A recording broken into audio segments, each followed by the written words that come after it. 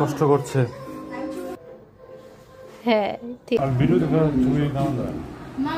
কচি পাঠার মাংস। কচি পাঠার মাংস নিয়ে যাইব। এই ধারালো চাকু কিন্তু ওটা কিন্তু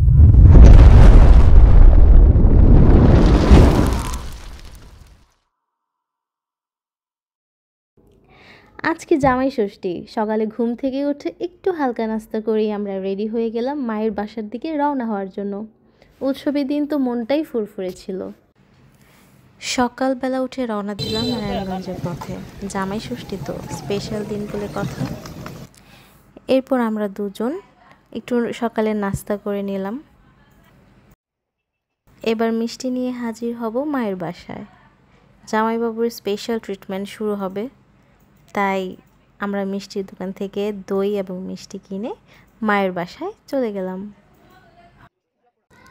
মা ফোন করে বলে দিয়েছিল যেন ফুল নিতে ভুল না করি, তাই নারায়ণগঞ্জের ফুল বাজার থেকে নিয়ে নিলাম ষষ্ঠী পূজার জন্য একগুচ্ছ সুন্দর ফুল।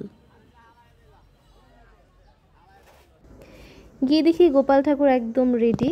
এবার ফুল দিয়ে তাকে সুন্দর করে সাজিয়ে পূজা শুরু হলো। পূজা শেষে মা আশীর্বাদ করলো তার জামাইকে ধান দুর্বা দিয়ে, আমাকে আর ভাইকেও আশীর্বাদ করলো মা। এরপর আমি ভাইকে আশীর্বাদ করলাম ঠিক একইভাবে।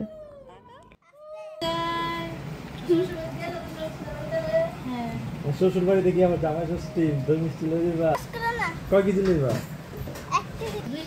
ষষ্ঠীর ডালা থেকে একটা ডালা তুলে দিলাম ভাইয়ের হাতে। সেখানে নানা রকমের ফল ছিল। আমার হাজবেন্ড তখন দই টেস্ট করছিল, ওর প্রিয় আইটেম। দই আর মিষ্টি একসাথে অনেক টেস্ট। এরপর একটু ঘুরে দেখলাম মা কি রান্না করেছে আজ। বাহ, মাছ, মাংস, পায়েস, আরও কত কি। এরপর জামাইয়ের জন্য খাবার পরিবেশন করার পালা। মা নিজের হাতে সব খাবারের থালাগুলো সাজিয়ে দিয়েছে। আমিও একটু সাজিয়ে দিলাম স্পেশাল করে ফুল দিয়ে। এর মাঝেই একটু মজার মুহূর্ত।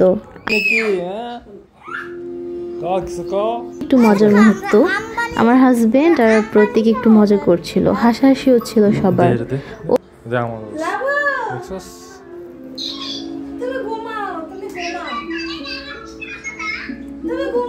ওর পছন্দের সব আইটেম দেখে মুখে এমন হাসি যে বোঝাই যায় মন ভরে গেছে।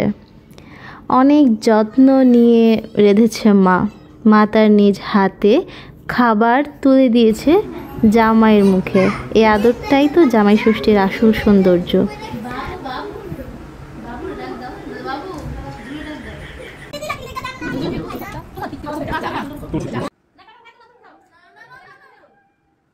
আমরা ভাই বোনেরা সবাই মিলে একই সাথে বসলাম খেতে।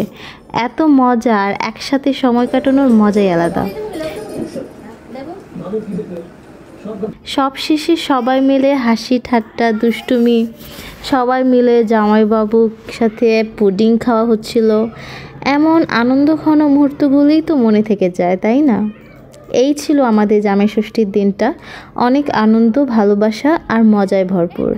ভিডিওটা ভালো লেগে থাকলে অবশ্যই একটা লাইক, কমেন্ট আর সাবস্ক্রাইব করে দিও। দেখা হবে পরের ভিডিওতে।